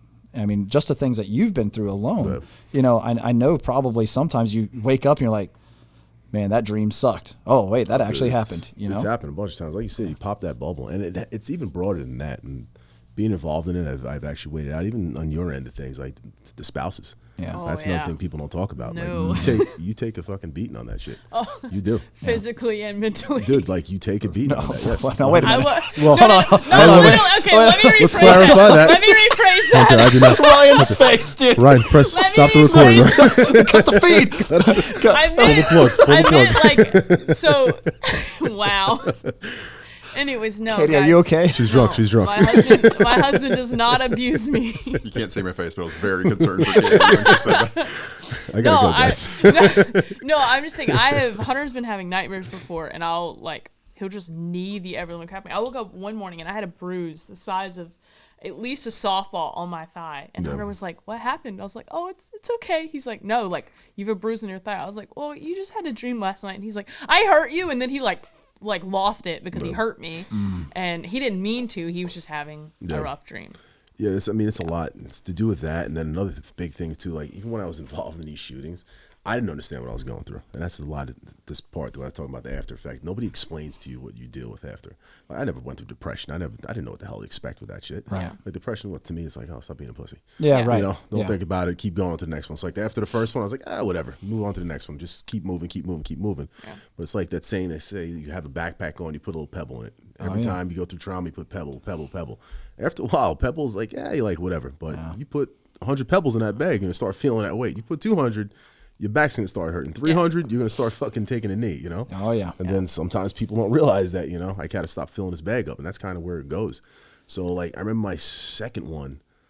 So I said, yes, my second one, I was dating somebody at the time, and you kind of expect like people to understand. That's what they don't. People, Yeah. you expect them to understand. Like when I say, "Oh, dude, like I was involved in this shit," blah blah blah. And when you don't get the right answer, like what the fuck are you thinking Yeah. about? Yeah. Oh, you got in the shooting, cool. What do you want to eat for dinner? I'm like, wait, what? Yeah. Yeah. Yeah. I'm like, what are you talking about? What I want to eat for dinner? Yeah. Like, I literally almost got shot in the face just now. I don't want to eat anything right now. You know? So that's a big part also. And then, like they said, after it's just dealing with what's going to happen, like the depression. I mean, the friggin' adrenaline dumps, the chemicals that are running through your body. Like, what do we do first? A lot of people want to drink, go out, party, and just keep the fucking party going. Yeah. Keep the high up. Yeah, Yeah. but that's another thing. People don't explain it. Like, people do drugs. I've never done drugs like that in my life.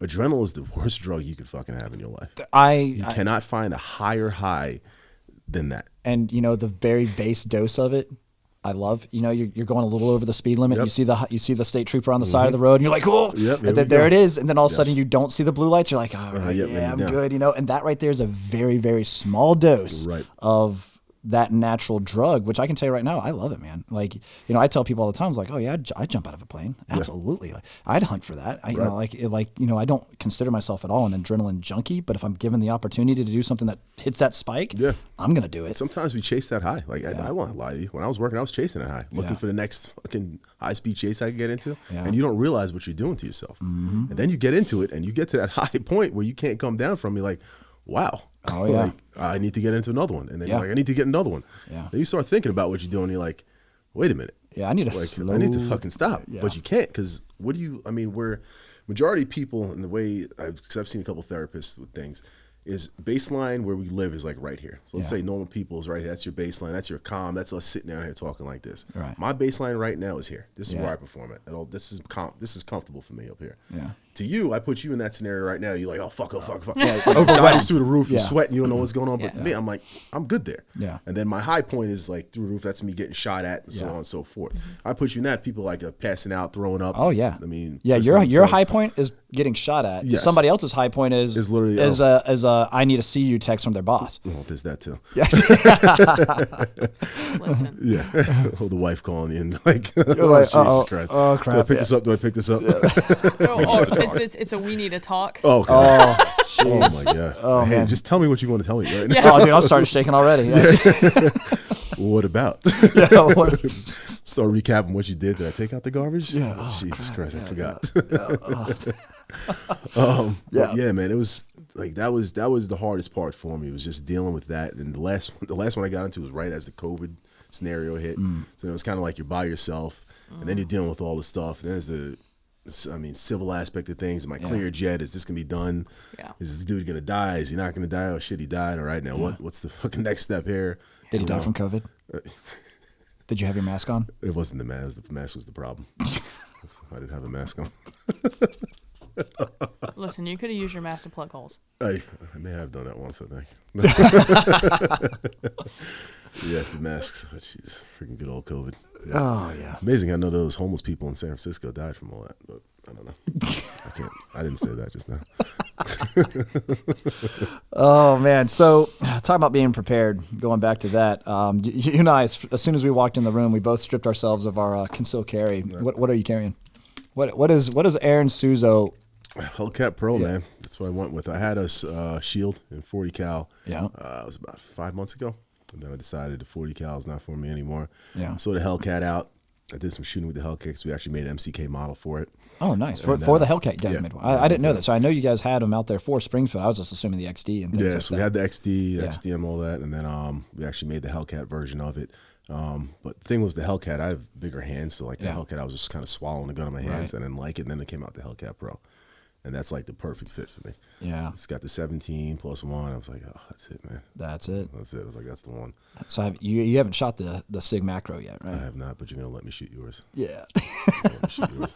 Yeah, because as soon as they announced that, I was like, what is this 17 round slim Yes. integrated comp? I was like, with the man. slide cut and everything. I was like, oh, okay. And I'm a SIG guy too. So Yeah. I kind of stepped away from SIG for a second, but when that came out, I may be going right back to Yeah. it. Was that because you were carrying a 320 back in your day? And, Yes. I had a 226 my first one, and then I got that taken away, and then once I touched the 320, I won't change from that. Yeah. 320, that's the way to go. I mean, striker fired, light as hell. Yeah, oh, yeah. You can interchange that thing. I mean, if you want to go 40, you want to make it a compact, subcompact. I mean, you can't get anything better than that. Yeah. You know, so easy Modularity is where it's at, man. Yes. And that's something, too, that you got on the conversion kits also, a lot of modularity. But yeah, man, no, the SIG macro, what I've been carrying, I've got the Alpha Omega Kydex holster, too, with the attachment for an extra magazine as well. Nice. I mean, I'm super happy with this. And again, it feels like a full-size gun, but I mean, it's slim, you know? I mean, that thing it's light as hell too. yeah. And I've got the TLR7 on there by Streamlight TLR7A, and that trigger pull too, man.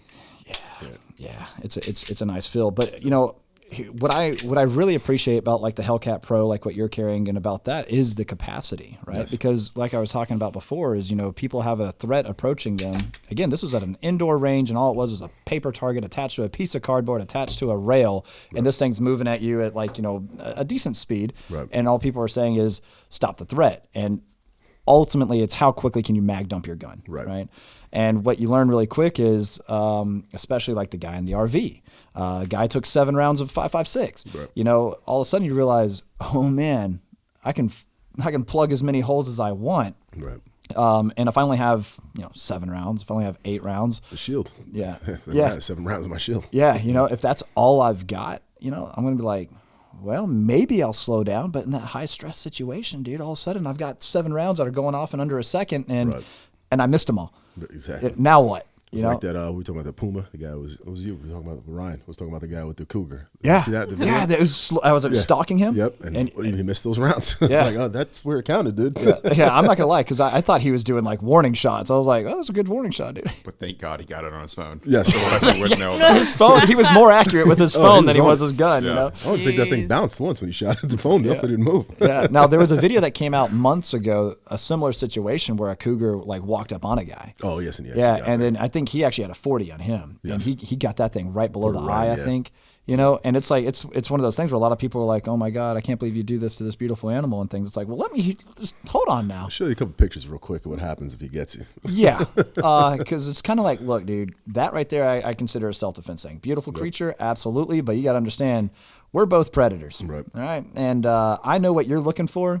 I don't want the fight, but if you're gonna bring it, Right. I got this thing called a GAT that's going to be a little bit more advantageous for me, right? Right. So my problem solver, okay.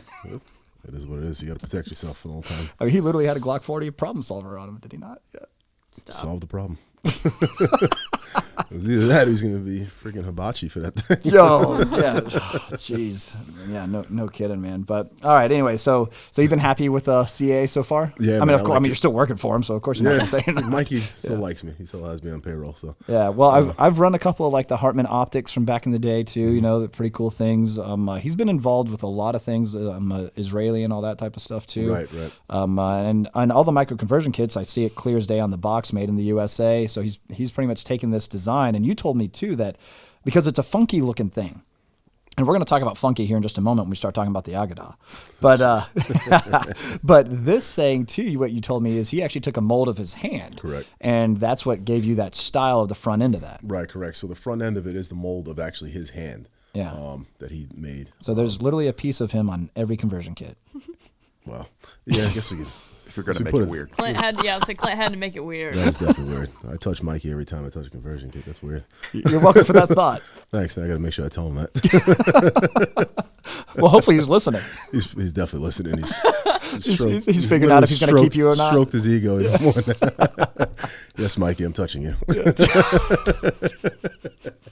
All right. Anyway, now I made it weird. So ergonomically, it's made. You already made it cross the line, and then after that, it was fair game. We stepped over. So Perfect. We're there. We're already there. Might as well keep going.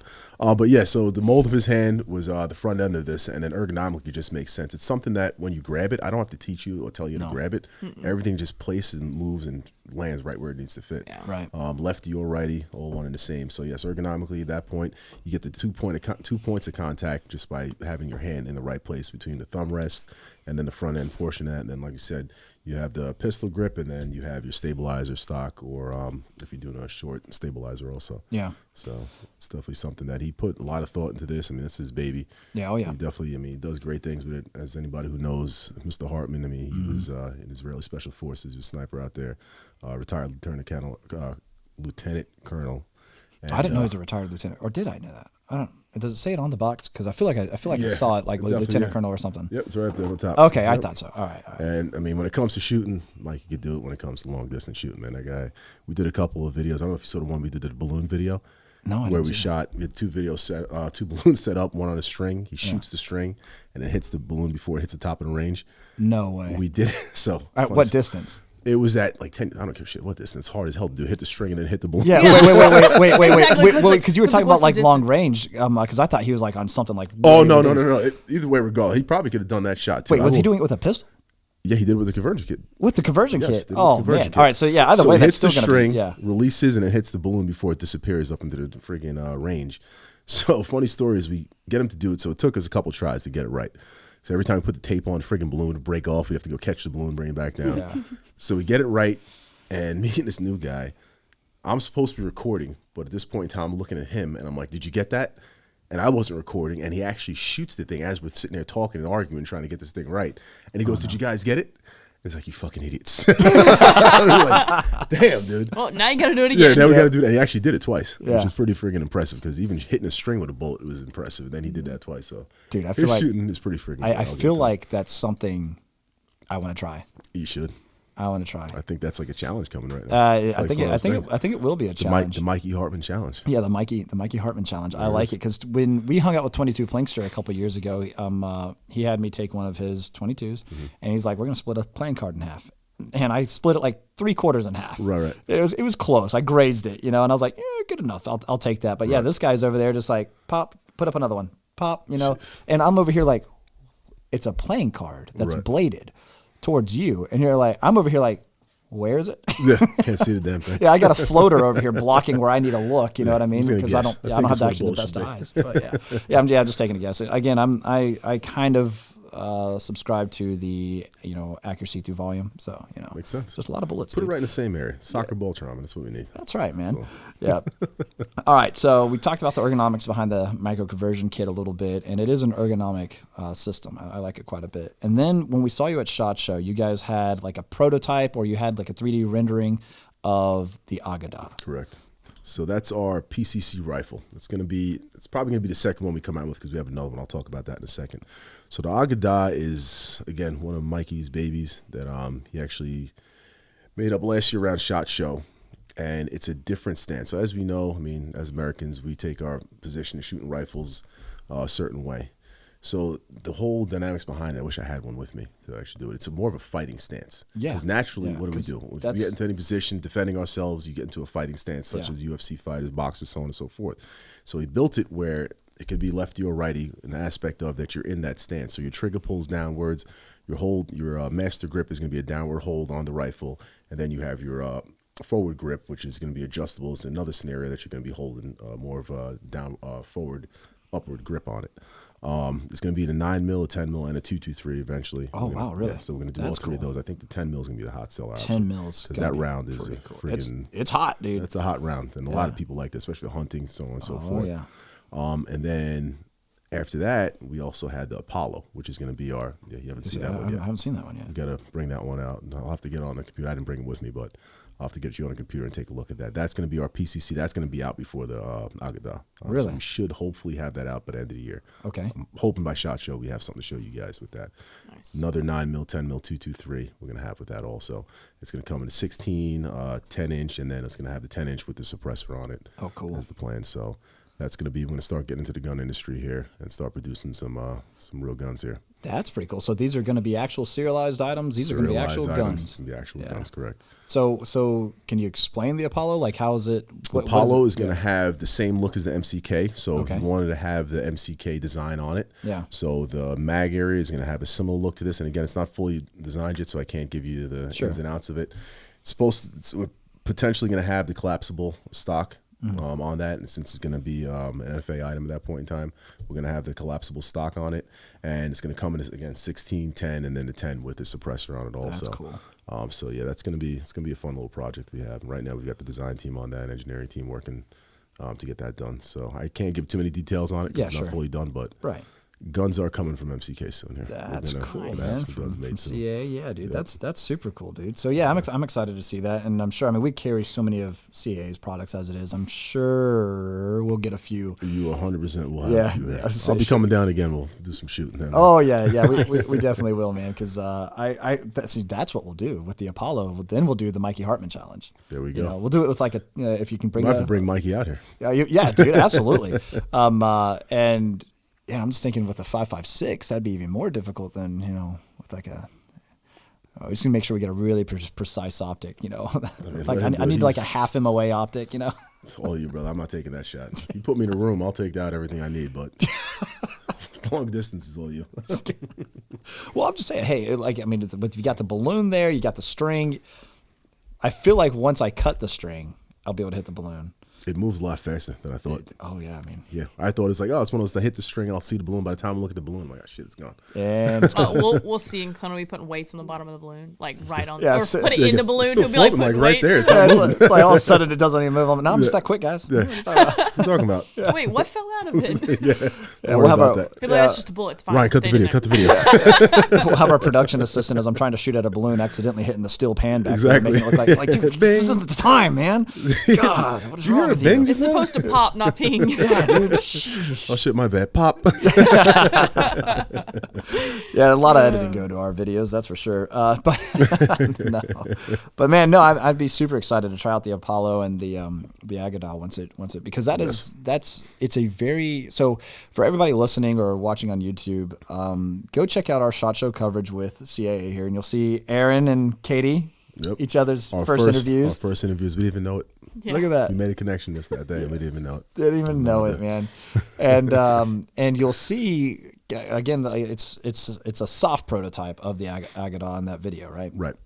And it is different because what we're so used to, I guess, in a sense, isn't as ergonomic as that. Right. So we're kind of used to feeling like I'm supposed to be uncomfortable, right? It's the breaking of the wrist, so on and so forth. Yeah, so even with how I've got this AP5 set up, I'm just like this, right? Like feels comfortable, feels good, feels natural, right? Because that's what I'm used to. Right. And then when you put the Agadah on my hand, I'm like, okay, it feels natural, but it's a gun, and I feel like I should be a little bit more uncomfortable here. You know what I mean? And it's a position where you're using all your major muscle groups to take all the weight on too. Yeah, and that was something else that you pointed out too. You're like, okay, how long can you hold like this? Okay, all right, you start to fatigue.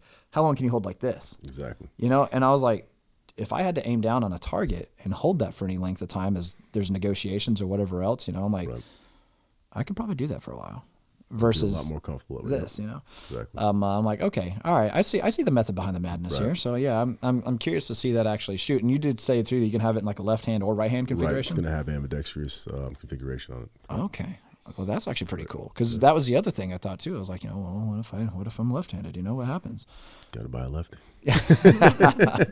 All right, fair enough then. So yeah, so that'll be a neat thing. And the Apollo coming in 5.56, 223, 10 mil, 9 mil. That'll be spicy. Yeah, it'll come out 9 mil first, and then it'll have the Glock mags in there also. Yeah. So yeah, it'll be pretty good, man. Looking forward to that. Yeah, that does sound pretty awesome, man. Well, any other final points, Katie? Any other questions or anything for Aaron here? Or I guess the biggest question is, are we gonna see you at SHOT Show 2023? That's the plan. Yeah, that's the plan. We got the booth. We got everything set up. Round 3. Yeah, round 3. We're going. I'll be ready this time. Yes. You're ready this time? Dude, you killed it last time. We're ready this time. That's because I was just freestyling. I was like, can't go wrong here. Can't be worse than the first one. Yeah, well, I mean, and you're still around now. So, I'm still here. Yeah, Mikey must have liked it enough. He put me in the catalog and everything. Yeah, look at that, man. man. Look at you go. We'll do like a calendar to me next. That's what I was telling him. We should do like a calendar. Dude, there you Do go. like an MCK every month. Yeah, we were just at a Kalash Bash, and they JMac out there. They do like the calendar girls and all that stuff. And then they were like, you know what? We need the boys of JMac. That's it. You I'll know? do like what's the movie White Chicks when he's in a rug. It's like was it Terry Crews? Just put MCKs all over my body and it's later. That's it. It's gonna be a hot seller, man. Oh, You know, I hate let all us of know in the this. comments. What do you guys want to see? Well, how would you like to see Aaron over here? How would you like to see? Oh boy, this is about to get weird. Please don't. Let's stop that right Please, now. let's I'm stop. getting in trouble and I don't even know what I'm doing. All right, you know what? Editor, just cut that must beat out. Yeah. Oh man. Oh I've got man. one final point. So you've shot a lot of different guns through those micro conversion kits. Correct. What is your favorite? Oh, Ooh, man. good question. That is a good question. That's, I guess I like the 320, man. I'm sorry. You like the 320 through it? Yeah. And 9mm? In 9mm. Correct. I do. I like the 320. I like the 320 altogether, so I guess it's leaning towards that either way. But the 9mm and the 320. All the Glocks are fun. I like the Glock 21, honestly, too. Yeah. You got that 10 big mil. bang in that, too. I mean, honestly, if I was to carry one of these around with me, I'd probably do a Glock 21. Yeah. Honestly. But the best one I like is the 320. We're going to be coming out with the X series in 320 here soon.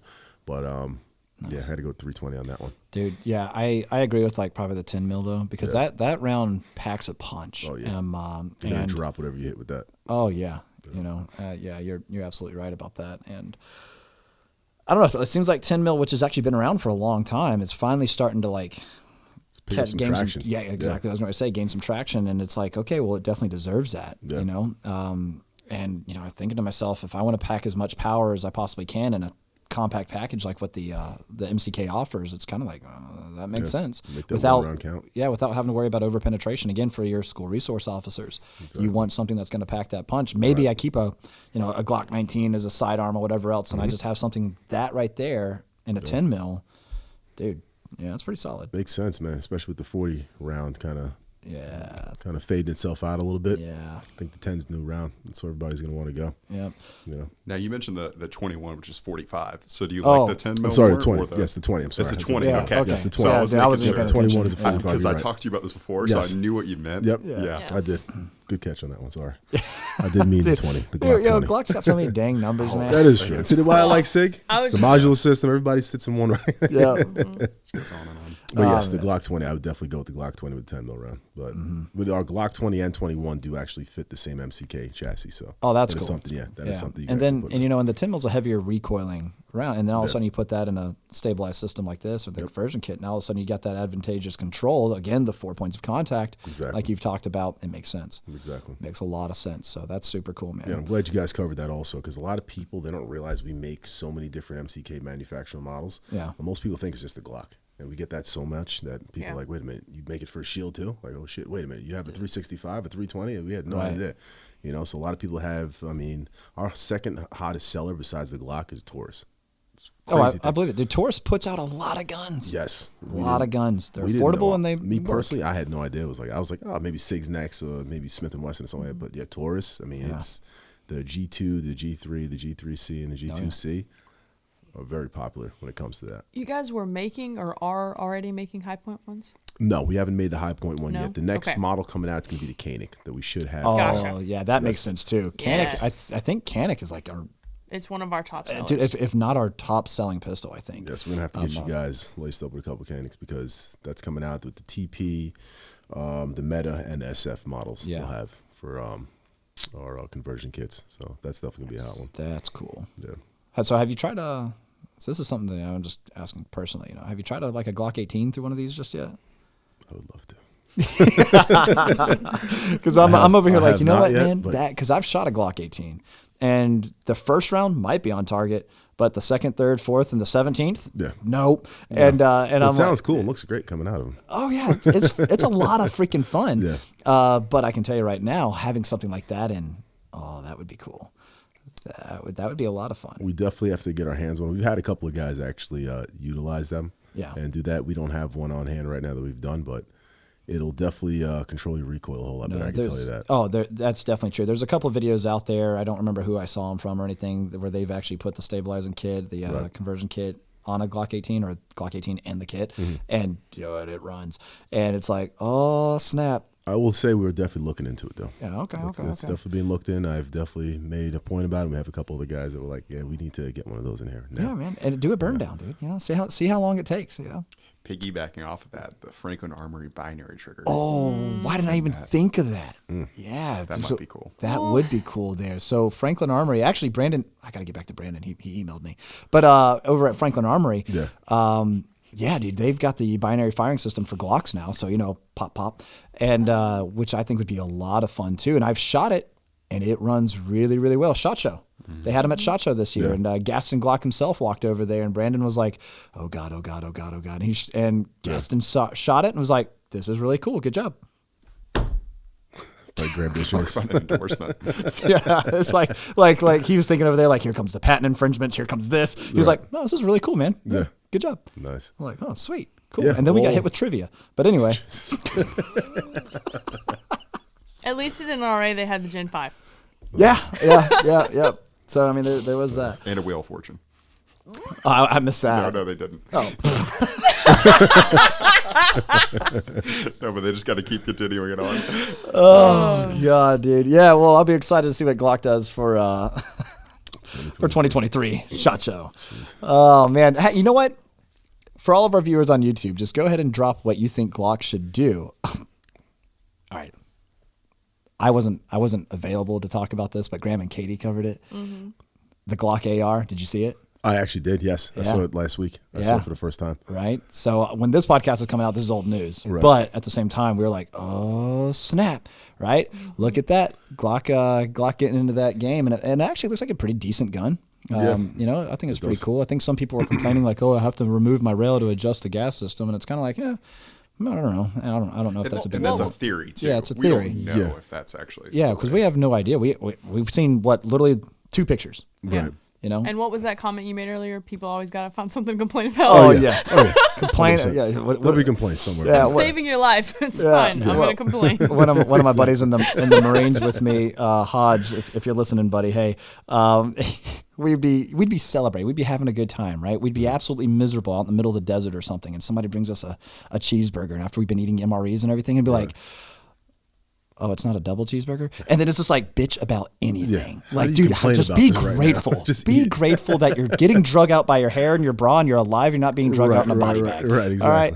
Yeah, so, what are you going to do? But anyway, the Glock AR looks pretty cool, man. I'd shoot one, so. I'm down. Yeah, right? So, there you go. But anyway, all right, guys, so let us know down in the comment section, what do you think Glock should do for 2023? Should it be more trivia? What about Maybe CAA? It'll be like Glock Bingo. Glock Bingo. Glock Bingo. Jeez. Oh boy, yeah, that'll be good. CAA. What are you guys excited for? I personally, I'm the Agata. I'm excited to see where that goes and to try that out. But the Apollo does sound pretty cool to me because having that as an actual firearm, especially 5.56 223 with a 10-inch barrel. You guys already know I love my Mark 18. So, but suppressed. There you go. But suppressed, I think that would be a fun little thing to try out. So once all that is up and running, we'll have you back out here. Or maybe we'll come visit you down in Florida. Come on down. I told you guys. Are these going to be manufactured in Florida? Yeah, everything is manufactured. So our warehouse, we're actually moving to a new warehouse and office. It's still in Pompano Beach. It's going to be right down the street. Oh, cool. We have our range in there. We do all the tests and everything, so on and so forth. So everything is assembled and made down in Pompano Beach, Florida. And that's going to include the Apollo and the Agata? That will be the same thing back Are you guys going to, I don't know, shoot us an invite or something to come check it out? I'm pretty sure you have an invite already, guys. Oh, okay. There's an invite. Warehouse tour. Yeah. That sounds like an idea to me. Yeah. Have the whole office. Once we get it set up, we should be in there hopefully in about a week and a half, 2 weeks. Oh, really? Nice. Oh, wow. All right. So you might be getting a pretty quick invite here. Okay, cool. Well, only invite me if you got a Glock 18. So. Ooh. Listen, I'll come either way. We're close to Miami. I'm sure I can find a Glock 18 in Miami somewhere. There it is. I know a guy. I know a guy. Oh my God. No, fully dude, legal. no. Fully legal. No, we would absolutely love to see that, especially if we could see any type of production of the Apollo or the Agata or something like that. Because I'd love just to see how the stuff's being made. Because I mean, they're funky, right? But dude, they're ergonomic.